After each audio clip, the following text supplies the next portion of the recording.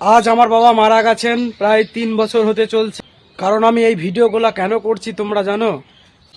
তার কারণ হলো আমি একা একা কোচি থেকে হায়দ্রাবাদ থেকে কলকাতা আমি আমার বাবার মৃতদেহকে নিয়ে আসতে পেরেছি এই পশ্চিম বাংলাতে। তখন যে প্লেনে নিয়ে এসেছিলাম সেই প্লেনে আমি যখন ছিলাম তার পাশে কেউ ছিল না। 3টে সিটের মধ্যে মিডিলে আমি, কেউ নেই। যখন কোচি থেকে হায়দ্রাবাদে আসলাম, যখন হায়দ্রাবাদ থেকে কলকাতায় আসলাম, তখনও সেই 3টে সিট পড়েছিল, তার পাশাপাশি লোকও ছিল। তো খুবই দুঃখজনক দিন গিয়েছিল সেই দিনগুলো। তারপর তো সবাই ছিল। তো তিনি তার জীবনে প্রচুর মিস্ত্রি লেবারকে কাজ শিখিয়েছেন, এবং কার বিয়ে হচ্ছে না তার মেয়েকে বিয়ে, ছেলে মেয়ে দেখা, এবং কার শরীর ঠিক নেই তাকে আংটি দেওয়া, হাত দেখা। কারণ নিজে না খেয়ে বাড়িতে অন্য মানুষকে খাইয়ে দাইয়ে তিনি কাজ শিখিয়েছেন। কত পার্টির বাড়িতে কাজ করে অনেকে পয়সা দেয়নি, আবার অনেকে কাঠ ভাড়া, বাস ভাড়া টাকা মেরেও দিয়েছেন। তবুও নিজে কিন্তু দুর্বলতা হয়নি, নিজে কাজ মাজ করে লেবার মিস্ত্রিদের পয়সাও মিটিয়ে দিয়েছেন। তার জীবনে দুঃখ ছিল ঘর বাড়ি করবে, আজ ওই গাড়ি নেবে, সেটা হয়ে উঠতে পারেনি আমার বাবার কাছে। কারণ আজকে এই গাড়ি নিয়েছি বাবার আশীর্বাদেই। পঞ্চায়েত থেকে দিয়েছে এই ঘরটা, আজকে নিজে খেটে বাড়িটা করছি, এটাও বাবার আশীর্বাদেই।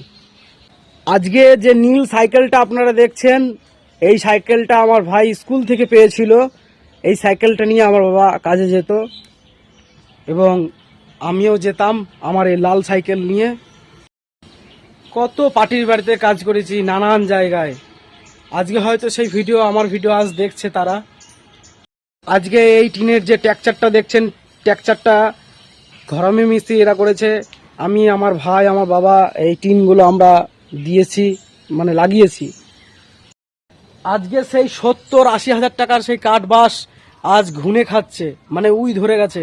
দেখুন আপনারা, বাঁশ আমি সুস্থ রাখতে পেরেছি বাঁশগুলোকে। আর এইখানে কটা সেন্টারিং কাঠ আছে, এই যে কিছু বাঁশ নষ্ট হয়ে যাচ্ছে। কারণ আজ 3টে বছর কেটে যাচ্ছে, বাঁশ কাঠগুলো আমি যত্নে রেখেছি। আমি জানি না আমার জীবনে যতদিন আমি বাঁচবো হয়তো কাঠ বাঁশ রাখতে পারবো কিনা জানি না, তবে বাবার আশীর্বাদ, 1 পিস হলেও কাঠ আমি বেঁচে রাখবো। আমার বাবার মনের আশা ছিল যে তুই বাপ বেটা বাইরে গিয়ে আমরা টাকা পয়সা নিয়ে আসবো, বাড়িঘর করব, গাড়ি নেবো।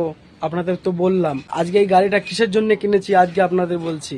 আমি ছোটবেলায় বাইকের জন্য পুরো পাগল হয়ে গেছিলাম, আর সেই বাইক কেনা হলো।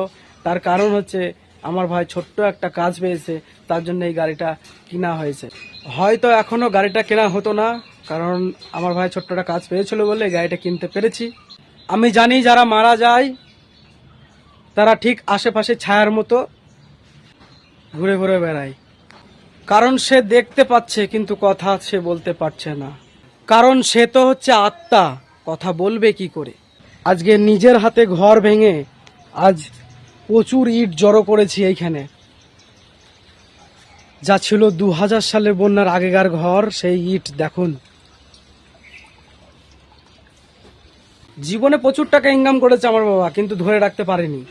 যদি ধরে রাখতে পারতো আজ 2তলা বাড়ি, গাড়ি সব কিছুই থাকতে পারতো। কারণ জীবনে তো কোনোদিন ভাবেইনি নিজের কথা। আমাদের ছোট্ট ফ্যামিলির মধ্যে আমার বাবা, মা, আমি, আমার ভাই, বোন, এই 5 জনের মধ্যে একজন চলে গেছে, সেটা হচ্ছে আমার বাবা। কারণ আমরা জানি এই পৃথিবীতে কেউ বেঁচে থাকবো না, একদিন না একদিন আমাদের যেতেই হবে। হয়তো কাউকে আগে, হয়তো কাউরই পরে, তবে যার যখন যায় সেই তখন বুঝতে পারে। আজকে তোমার বউ ছেলে মেয়ে ছেড়ে চলে গেলে তার জ্বালাটা কতটা। আমাদের ইচ্ছে ছিল 2 বাপ বেটার, যখন বাবা জীবিত অবস্থায় কেরালায় ছিলেন এবং কাজ করছিলাম আমরা, তো বলেছিল যে এসি ট্রেনে বাড়ি যাব, না হলে প্লেনে বাড়ি যাব। হ্যাঁ, সেটা আর হয়ে উঠতে পারিনি, কারণ তার মৃতদেহকে নিয়ে আসলাম প্লেনে করেই আসতে পেরেছি। আজ আমি, হ্যাঁ, বাবার আশীর্বাদ ছিল বলে, কঠোর শক্তি ছিল বলে আমি একা একা আসতে পেরেছি।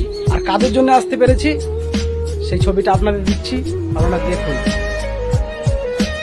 হ্যাঁ, এদের জন্য আমি আসতে পেরেছি এই পশ্চিমবাংলায়। প্রথমে যে ব্যক্তিটাকে দেখলেন তিনি হচ্ছেন তামিরের মিস্ত্রি কন্ট্রাক্টর আজিজ জাটা। এই আজিজ জাটার জন্য এত দূর আমি আসতে পেরেছি। তার জন্য আমি আমার কোনো ভাষা নেই বলার। আজকে সেই দিন 3 বছর পূর্ণ হতে চলছে।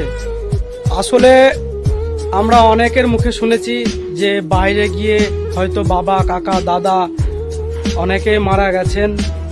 এরকম কষ্ট আমার মতো অনেকেরও হয়েছে এবং এরকম কষ্ট খুবই কম দেখা যায় যে বাপ বেটা কাজে গিয়ে বাপকে হারিয়ে বসলাম কেরালায়।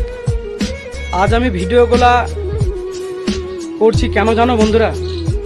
কারণ আমার দেশে যদি আমার বাবা মরতো হয়তো ওই ভিডিওগুলো আমি অতটা করতাম না, কারণ বাইরে ছিল বলে, কষ্ট পেয়েছি বলে আজ আমি ভিডিওগুলো করছি আপনাদের সামনে। ভিডিওটা কে কোথা থেকে দেখছো আমি জানি না, তবে এইটুকু বলবো, যদি একটু তোমরা কষ্ট পেয়ে থাকো এই সঞ্জু ভাইয়ের পাশে একটু থেকো।